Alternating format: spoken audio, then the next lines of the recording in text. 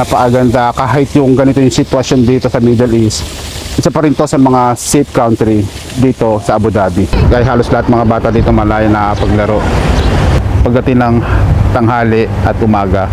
So walang masyadong tao talaga dito, as in ako lang mag-isa dito sa lugar na to. Chicken 65 nila, ayan. Ang akala ko nung una yung 65 is price yun, so yun pala yung tawag dito sa pagkain nila.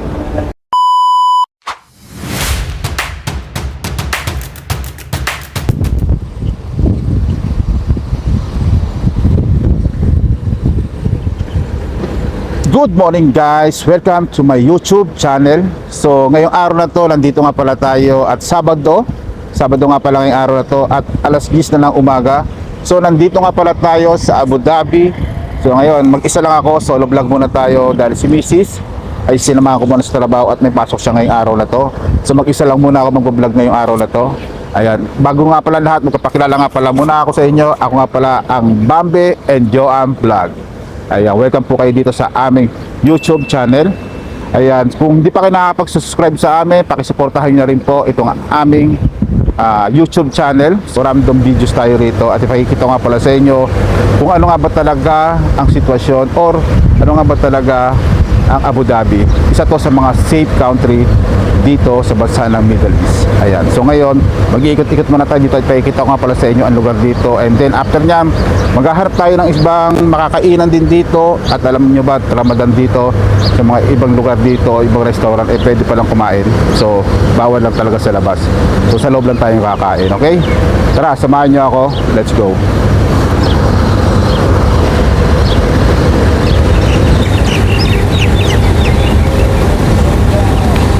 So yan guys, nandito nga pala tayo sa isang formal park dito sa Abu Dhabi. So tara, mag-ikot-ikot tayo dito and samahan nyo ako. Ayan, tingnan natin kung ano ba meron dito sa park. So marami rin pala pwedeng makita dito sa park at marami rin mga naglalakad, nagja-jogging. Ayan, marami dito. So bukod doon, isa rin dito yung mga pagdating ng hapon, napakarami rin mga tumatambay, family to family, mga ganon. Tapos halos lahat na kabayan. Ang park na place talaga dito, napaka peaceful. Ika nga, talagang tahimik pag ganitong oras, bali alas 10 o alas 10 pasado na oras, alas 10 pasado na dito. So napakasarap tumambay dito, kaya naisipan kong gumala rito at pakita rin sa inyo kung gaano nga rin makasip dito sa lugar na to. Ayan, so ngayon nandito tayo sa ilalim ng puno. So dito meron din playground para sa mga bata. Ayan, yan yung mga playground dito para sa mga bata na pwedeng yan, maglaro sila dyan. Tapos ang kagandahan pa dito, yung mga puno naglalakihan. Isa to sa mga pinupuntahan ng karamihan, kahit kami ng misis ko. Isa to sa mga pinupuntahan namin dito sa Abu Dhabi. Isa to sa mga lugar na makakakuha ka ng peace of mind. Yan. So napakaganda, napakaraming nagpupunta dito. Minsan pagdating ng hapon, nagtatambay sila rito. Yung mga ibang lahi nagtatambay rin dito. Yan. So makikita nyo rito, meron din dito mga nagja-jogging. Tulad niyan, nag-exercise sila dito. Yan. Minsan may mga nakaupo pa. Tulad niyan sa harapan natin. Yan. So naisipan ko pumunta dito, isa to sa lugar na tahimik at talaga ng mga napakaganda. So oras na to medyo mainit dito at mahangin naman siya, kaya napakasarap din maglakad-lakad dito. Isa to sa lugar na magandang puntahan dito sa Abu Dhabi. Ito yung tinatawag na formal park dito sa Abu Dhabi.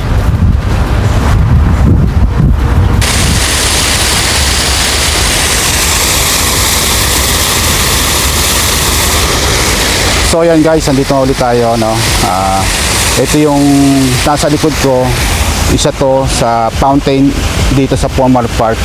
Isa to sa magandang tignan dito, lalong ganitong oras. Wala naman tayo masyadong ginagawa din sa bahay, at naisipan ko na magpunta dito sa formal park para mag-relax na din. Kasi ilang araw na rin kaming walang pasok. At least may oras para maglakad-lakad. At least makagawa rin pala ng katulad nito. Itong ginagawa natin ngayon ay sinashare ko sa inyo. Ayan. At least nakagawa tayo ng mga videos. So mamaya maghahanap din tayo ng makakainan natin dito. So hanggang ngayon nandito pa rin tayo sa mismong loob ng formal park.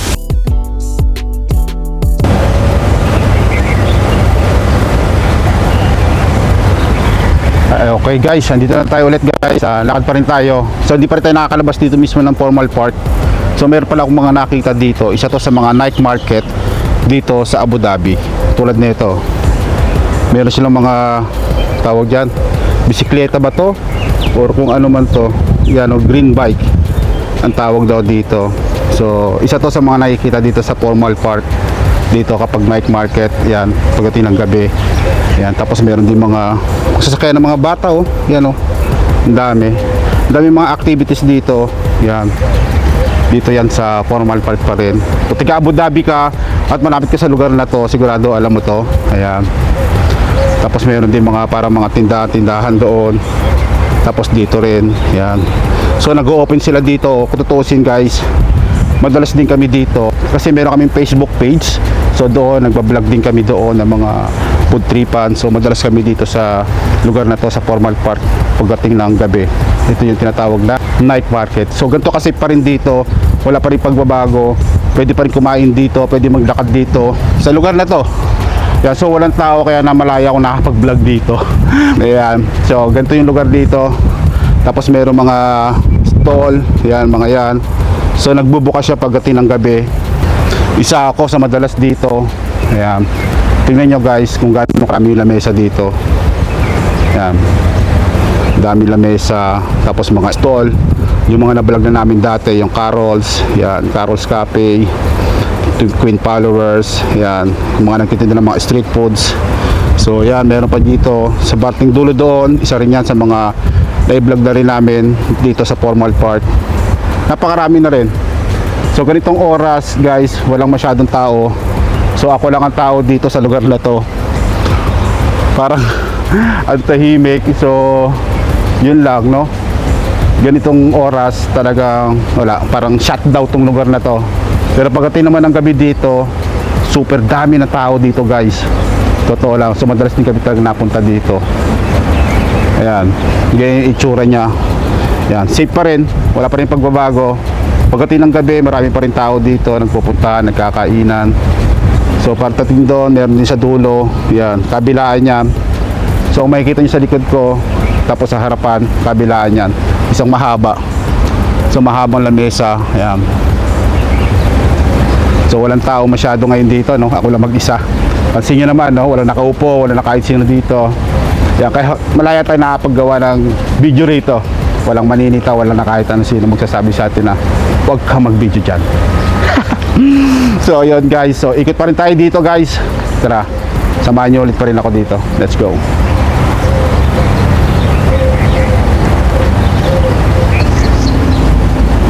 So yan, ganitong oras dito, mga alas 11 o alas 12 pasado na dito. Nandito tayo sa loob ng formal park. Ito yung pinaka night market. Ito naman yung Carol's na na-vlog natin, and then si Queen Follower, inuulit ko ulit no. Paulit-ulit. So marami na rin tayong na-vlog dito sa lugar ng formal park. Yung itsura nung formal park pagdating ng tanghali at umaga. So walang masyadong tao talaga dito, as in ako lang mag-isa dito sa lugar na to. Ayan. Marami rin kayong makakainan dito kung hindi ka taga rito, kung makakapanood ng ibang viewers natin to. Ayan, El Compadre. Tapos ito yung upuan, lamesa. So napakaraming pwedeng kainan dito, iba-iba. Ayan. Yan, isa pa yan. Marami pwedeng kainan dito. Napakarami as in. Ayan. So hindi na tayo pupunta doon sa dulo. Doon yung mismo nga pinupuntahan namin at kinakainan at na-vlog na rin natin sa lugar na yon. So ngayon nandito naman tayo sa palabas na. Ayan. So dito napakarami talagang ano guys, pwedeng kainan o matikman dito sa formal park night market.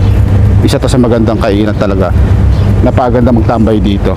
So tara, let's go. Labas muna tayo dito.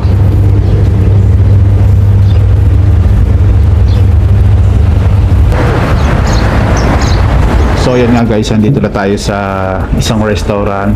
Ang pangalan ng restaurant dito, so nagutom na rin tayo. Pangalan pala ng restaurant nila dito is Sapka. So medyo nagutom na rin tayo, mahaba na rin nilakad natin eh. So dito, kinakausap ako kanina dito nung mismong staff nila. So bawal daw dito mag-take ng video. Hindi ko alam kung anong dahilan. Pero kung tutuusin itong kanilang restaurant is nasa social media naman talaga. Pero syempre, kailangan natin respetuhin yan kung ano yung pinaka-rules nila dito.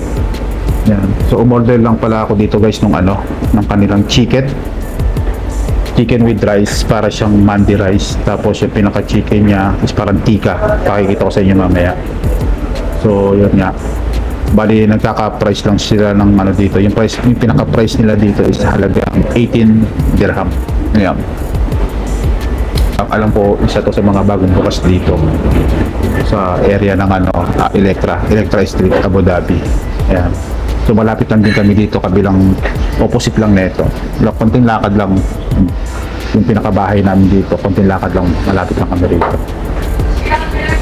So yun, bala ko rin umorder dito ng kanilang karakti. Tatry natin. Alam mo naman, favorite natin yun. Sa mga OFW, yun ang pinaka-favorite na kainin dito. Yung inumin pala, hindi pala kainin.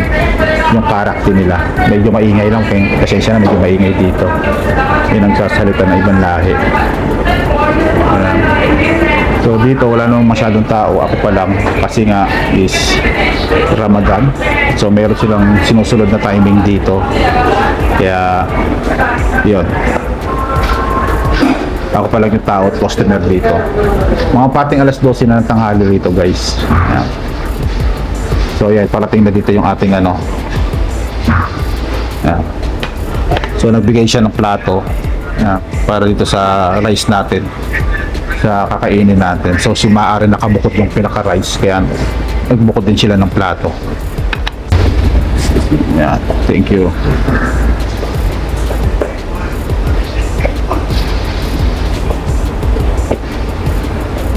So yun guys, umorder muna tayo dito ng karakti nila. Inoffer sa atin ng ating kaibigan na stock nila dito sa restaurant.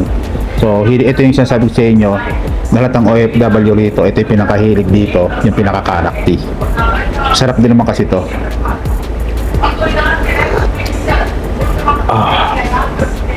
Lakas ng cardamom. Painit.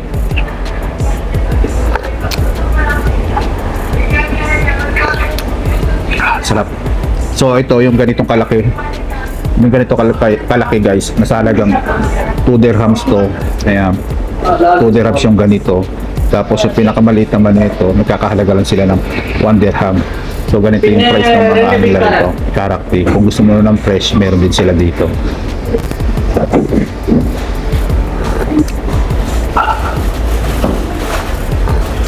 Ayan. Ito na yung order natin. Ito. Anong tawag dito? Bay? What kind of the food? This is chicken 65 biryani Chicken 65 biryani with mandi rice with mandi rice. and tomato chutney. Tomato Spicy. chutney. And with Yogurt. This one yogurt. Malayalam raita. Malayalam name raita. Okay. Indian Thank you. So dito meron sila dito raita. Para siyang yogurt. Oh, yogurt naman. Kaya meron siya dito. Tapos ito naman yung parang nakalimutan ko na sinabi niya. Basta tingin ko maanghang to. Tapos ito naman yung in-order natin. So chicken tikka yung pinaka-chicken niya rito. Tapos ito parang ang alam ko rito parang mandi o biryani rice. Pero similar din lang din siya ng biryani rice. Yan, kakain tayo. So dasal muna tayo. Mag-cross muna tayo bago tayo kumain. Espiritu Santo. Amen. Thank you Lord.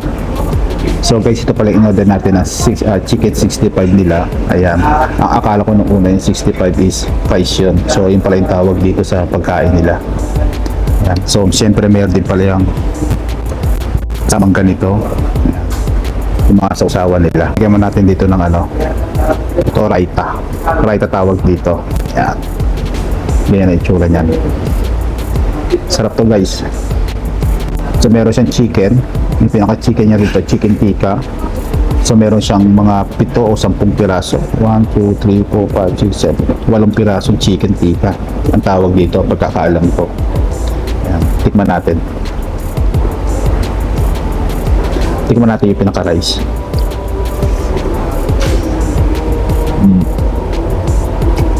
Nakasalamin pa rin, no? Medyo nasisilaw kasi ako. Yan, medyo tahimik lang yung boses ko rito. Yan. Ito naman yung pinaka-chicken niya.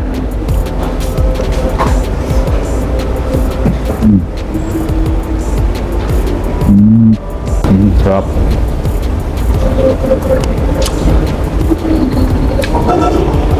Yung pinaka-chicken niya rito, boneless na siya. Kaya masarap. Hindi ko alam kung ano to, medyo bangang siguro to. Nanapin natin. Tara, kain tayo.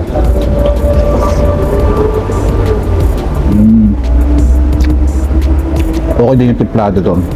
Sa pangalawang nilagay natin, masarap din siya.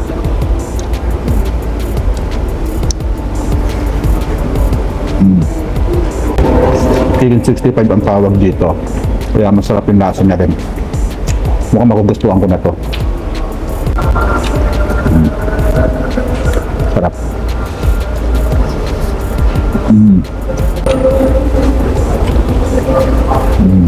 Saka yung pinaka-marination ng pinaka-chicken niya, masarap. Kaya okay to.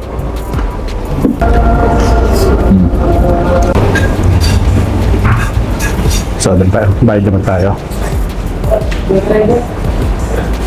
Bay, how much, bay? How much? 20 dirhams. On correct dirhams. Yeah, 20, right? 20. 20, Okay. yeah. So, bali naka 20 dirhams nga pala tayo. Kinain natin.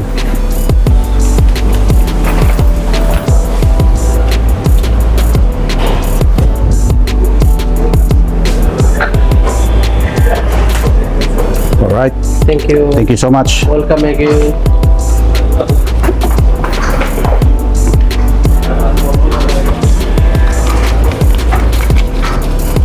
So 20 dirhams yung binayaran natin dito. Ayan. So change niya sa atin sa 100. Okay yung pagkain nila dito, masarap. 80 dirhams lang, busog ka na.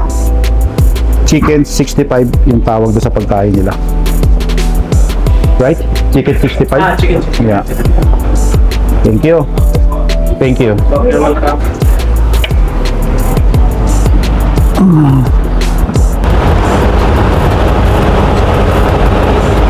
Ako guys, maraming salamat nga pala sa panonood ninyo. Pinakita ko lang sa inyo kung ano yung mga pinaka-safe dito na lugar.